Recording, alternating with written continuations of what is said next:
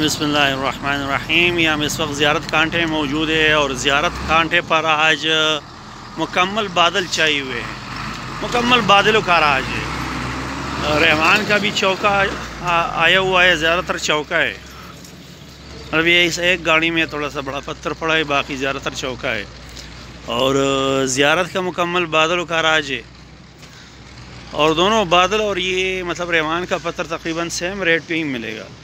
तो मेरे हिसाब से फिर रहमान का बहुत बेहतर ऑप्शन है। कम से कम ये वाइट पत्थर तो देगा और उसका रेट भी मार्केट में ज़्यादा है। अगर मतलब तो ये मेरे हिसाब से फिर वारे में बादल के मुकाबले में